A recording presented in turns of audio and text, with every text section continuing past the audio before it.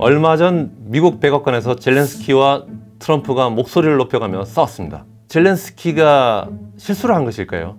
아니면은 의도된 것일까요? 그리고 이 싸움이 우크라이나 전쟁의 조기 종결에 방해가 될까요? 도움이 될까요? 안녕하세요. 국제시사 문예집 파도의 김동규 편집장입니다. 오늘은 정전 국면으로 들어가고 있는 우크라이나 전쟁에 대해서 말씀을 드리도록 하겠습니다. 뭔지 모르게 트럼프 대통령이 너무 푸틴 편 든다는 느낌 많이 안 드세요? 좀 편파적이라는 느낌도 들고, 최근에 그 젤렌스키가 백악관을 방문했는데 카메라 앞에서 격론을 벌였잖아요. 막 싸웠잖아요, 둘이. 그런 것을 보면은 좀 트럼프가 너무하다 할 정도로 푸틴 쪽에 좀 가깝다라는 느낌을 받으실 거예요. 근데 트럼프의 대전략 자체가 원래 그렇습니다. 트럼프는 미국의 국력으로는 전 세계를 커버할 수 있는 대제국이 될 수 없다. 우리는 넘버원의 강대국으로서 하나에 집중한다. 중국이라고 하는 최대 위협을 갖다가 봉쇄하고 견제하는 데 집중하겠다라고 생각하기 때문에 모든 걸 안 챙깁니다. 앞으로 트럼프는 중국에 집중하기 위해서 많은 것들을 갖다가 이렇게 가지치기를 해나갈 거예요. 근데 첫 번째 가지치기가 바로 우크라이나 전쟁이고, 여기서 트럼프는 푸틴하고 굉장히 좋은 관계를 만들려고 노력을 할 겁니다. 그리고 나서 푸틴을 미국 쪽으로 당겨가지고 결국은 중국을 견제하는데 동원하려고 하는 게 아닌가, 저는 그렇게 보고 있습니다. 그런 점에서 트럼프가 굉장히 성급하게 우크라이나 전쟁을 이제 마무리 지으려고 하는 게 이해가 되는 거죠.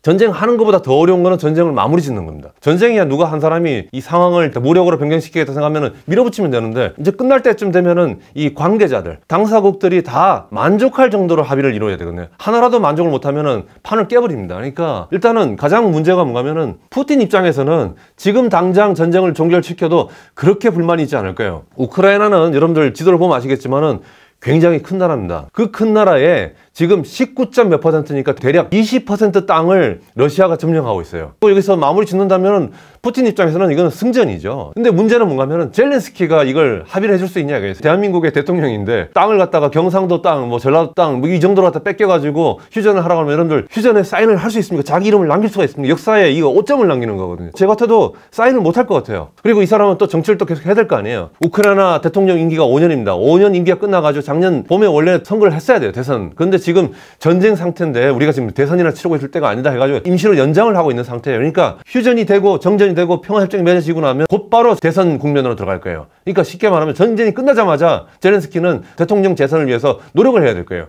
그런데 나라를 20%를 뺏기고 그러면은 야당 사람들이 놔두겠어요. 그렇다. 당신이 나라 뺏겼고 당신이 엉망으로 만들었다. 당신은 뭐 역적이다 부탁해서 나를 팔아먹었다 식해서 엄청나게 공격이 들어갈 거예요. 옛날 초기에 러시아가 전면 공습했을 때 그걸 막았던 우크라이나군 총사령관이 있어요. 그 총사령관이 지금 인기가 좋거든요. 원래 인기 좋은 군인은 정치가들이 싫어하거든요. 그래서 지금 그 총사령관은 이 젤렌스키가 영국의 대사로 지금 내쫓아놨습니다. 그래도 인기가 좋대요. 그런 점에서 차기 대선은 아마 젤렌스키랑 전 총사령관인 지금 주영 대사와 격돌을 하게 될 것 같은데, 젤렌스키 입장에서는 어떻게 해서라도 이 마무리를 갖다가 잘 해가지고 재선을 하고 싶겠죠. 그러니까 그런 점에서 우크라이나가 민주주의가 어느 정도 레벨인지 모르겠지만 야당이 먹든지 아니면 다른 사람들이 정권을 갖다 가져가고 젤렌스키가 이제 권좌에서 내려오긴 하면은 또 이쪽에서 젤렌스키를 갖다가 아마 탈탈탈 털 거예요. 굉장히 괴롭힐 거예요. 그러니까 그런 것들도 젤렌스키 입장에서 그냥 두렵기도 할 거예요. 그러니까 그런 점에서 젤렌스키는 어떻게 해서라도 조국의 20%를 뺏긴 상태로 전쟁을 마무리 지은 것 책임을 안 지고 싶을 거예요. 젤렌스키와 트럼프가 백악관에서 막 싸웠잖아요. 트럼프가 시비도 좀 걸었죠. 원래 외교 협상을 할 때는 카메라가 있을 때는 굉장히 서로 악수하다가 방문을 걸어 잠그고 나면 그다음부터는 뭐 사실 욕도 할 수 있는 거고, 그런데 밖에 나왔을 때는 보통 꼭 그렇게 하지는 않거든요. 뭐 그 정도 하는 게 보통 관례인데 이번에는 진짜 언성 높인 걸 갖다가 전 세계 시청자들 앞에서 다 보였거든요. 목소리 높여 싸우는 걸 갖다가 뭐 그런 거 봤을 때 여러분들은 조금 의아해했을 거라고 저는 생각합니다. 항상 제가 했던 이야기가 있어요. 뭔가면 어떻게 해서라도 미국 대통령이라든지 악역을 갖다가 자기가 안 맡아야 돼요. 미국 대통령한테 악역을 다 넘겨야 되는 거예요. 저는 이번에 사실은 젤렌스키랑 트럼프랑 회담을 했을 때 분명히 뭔가 싸움을 할 수밖에 없는 구도인데, 전 세계가 보는 TV 카메라 앞에서 싸웠다는 걸 봤을 때는 트럼프 역시도 이 전쟁을 마무리 짓기 위해서는 젤렌스키가 그 부담을 안 지도록 해야 되는 거예요. 젤렌스키가 그 부담을 갖는 순간 그 부담을 벗어 던지기 위해서 절대 사인을 안 합니다. 이 전쟁은 끝나지가 않아요. 그럼 계속 죽어가게 돼 있고 미국은 돈을 갖다가 몇 조씩 계속 쏟아부어야 되는 거예요. 이 대통령이 그 정도 부담은 내가 져줄게. 오케이. 그러면은 젤렌스키 당신은 나한테 저항하는 모습을 보여. 절대 나는 20% 뺏기고는 이 전쟁 멈출 수 없습니다라고 달라드는 모습을 보여주면은 내가 그러면 당신하고 야단치면서 막 나의 행포로 윽박으로 이 전쟁을 마무리 지형으로 내가 할 테니까 사인해. 그러면 빨리 전쟁 끝날 수 있지? 이렇게 됐다고 좀 봐요. 그런 점에서 젤렌스키는 이번에 대격돌을 일으키고 나서 지금 우크라이나 돌아갔더니만 지지율이 급상승하고 있잖아요. 그러니까 젤렌스키 입장에서는 계속 그 모드로 갈 거예요. 나는 정말 사인하기 싫다. 그런데 어떡하겠냐. 돈줄을 쥐고 있는 미국이 우리한테 돈을 줘야 되는데 지금도 사실은 트럼프가 한번 싸우고 나서 무기 안 주고 물자 안 주고 있잖아요. 그리고 심지어는 저기 스타링크 같은 인공위성으로 서비스를 해줘야 되는데 여러분들 인공위성에서 LTE라든지 이런 게 와야지 드론도 날리고 뭐 할 거 아니에요. 일론 머스크가 그거 끊어버리면 드론도 못 날려요. 그러니까 지금 미국이 협조를 안 해버리면 전쟁이 멈출 뿐만 아니고 한 달 뒤면 21%로 늘어나고 두 달 뒤면 22%, 23%로 계속 늘어날 위험성이 있다고요. 그러면 눈물을 흘리면서 이야기할 수 있는 거죠. 젤렌스키는 국민들한테 읍소를 하는 거죠. 난 정말 싫다. 그런데 조국을 19% 뺏긴 거에서 만족합시다. 그냥 나의 충심을 이해해달라. 저는 이렇게 해야 된다고 생각해요. 그거 아니고는 방법이 없습니다. 이런 식으로 해서 결국 우크라이나 국민이 눈물을 흘리면서 그래 젤렌스키 당신의 마음도 알고 우리의 마음도 그렇다. 그러면은 더 젊은 사람을 죽일 수도 없고 나라 땅을 더 뺏길 수 없으니 이 정도에서 마무리합시다. 우리 국민들이 당신 지지해 줄 테니까 가서 싫더라도 사인을 하라. 이렇게 저는 할 거라고 생각해요. 그래야지 전쟁이 빨리 끝납니다. 그리고 트럼프 입장에서는 그렇게 전쟁을 빨리 끝내고 중국 문제로 달려갈 거다.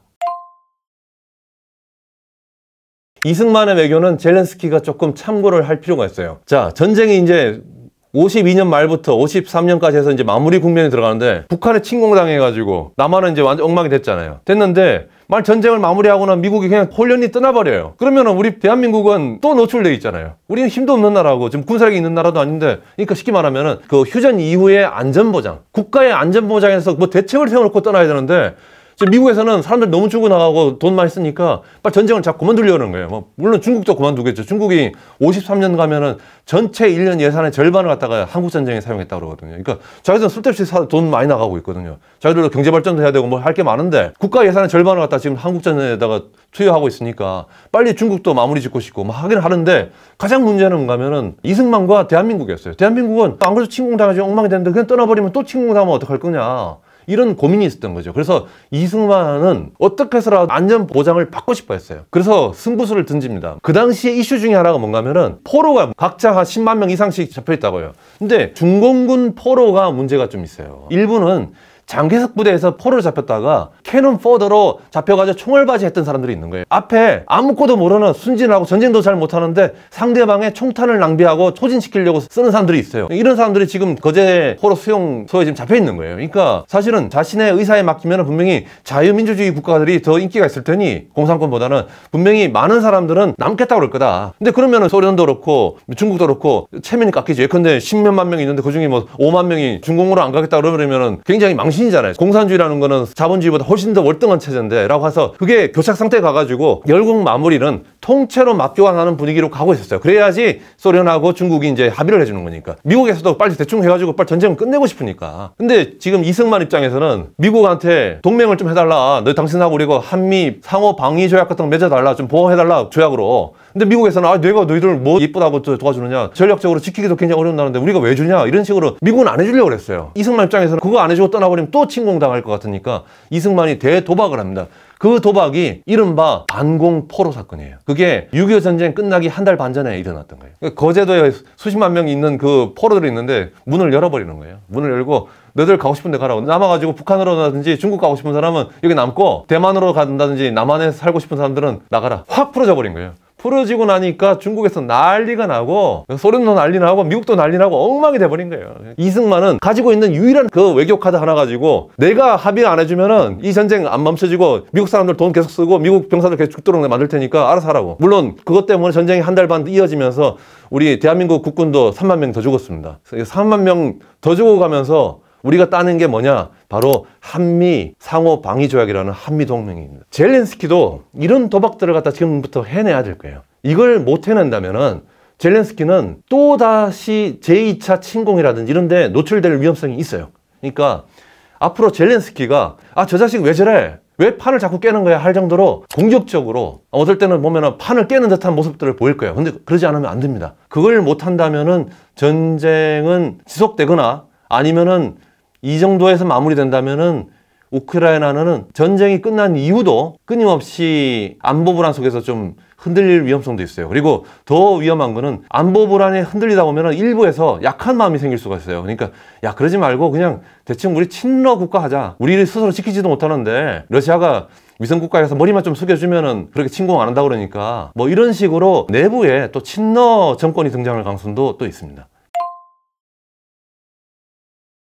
지금부터 해야 될 거는 어떻게 우크라이나를 갖다가 안보 보장을 할 것인가. 근데 하나 확실한 건 뭐냐면은 나토 가입은 못 합니다. 나토 가입은 트럼프가 인정을 안 한다고 했고, 그래서 나토 가입을 빼면은 어떤 방법이 있을까 생각해 보면은 우크라이나 사람들은 전쟁을 잘하는 사람들이에요. 그 민족은 전쟁을 아주 잘하는 민족입니다. 군사력 2위인 러시아군의 기습 공격을 세계 30위 바깥에 있었던 우크라이나가 막아냈습니다. 그리고 두 번째, 우크라이나는 방산업이 굉장히 발달되는 것이죠. 왜 그러냐면은 예전에 러시아가 이 우크라이나 지역을 갖다가 방산 지역으로 만들어낸 거예요. 방산 공장이라든지 연구소라든지 이런 것들 많이 설치해 놨기 때문에 지금도 이쪽은 기술이 많습니다. 전투기에 사용할 수 있는 제트 엔진을 만드는 나라가 전 세계 몇 나라 없는데 그 중에 한 나라가 우크라이나입니다. 그 정도로 맞서는 나라이기 때문에 앞으로 이후의 군사 협정이라든지 이런 데 들어가는 것도 하나의 방편이 될 수 있고요. 두 번째는 지금처럼 미국도 러시아가 재침공을 하는 경우 군사력은 아니지만 물자라든지 무기를 갖다가 지원해 줄 수 있다 정도? 지금 3년 동안 해왔던 방식 정도까지는 도와줄 수 있다 정도의 약속은 해줄 수 있지 않을까. 그리고 휴전선을 갖다 이제 우리나라 DMZ처럼 만들 수 있는데 그걸 만들게 되면은 EU 각국에서 영국이라든지 프랑스에서 군대를 파병해서 동쪽으로 2km, 서쪽으로 2km 해가지고 한 4km 정도로 갖다 만든다면은 거기를 갖다가 EU라든지 아니면 UN이라든지 이런 데서 평화 유지군을 만들어가지고 지키는 방법도 하나의 방법이지 않겠나. 지금 여러분들 보셔야 될 거는 어떻게 젤렌스키와 우크라이나 사람들의 안보 불안을 잠재워 줄 수 있을 것인가. 그 해법을 찾아야지 이 전쟁은 끝이 납니다. 그렇지 않고선 전쟁은 계속할 거고 하루에 몇천 명씩 죽어갈 겁니다. 여러분들 이 관점에서 지켜보시고요. 그리고 트럼프가 이 전쟁을 어떻게 빨리 종결시키고 동아시아로 날아와서 북한과 중국 문제를 갖다가 다뤄낼지 여러분들 지켜보시기 바랍니다. 오늘 여기까지 말씀드리고 다음 주에는 또 다른 걸로 찾아뵙도록 하겠습니다.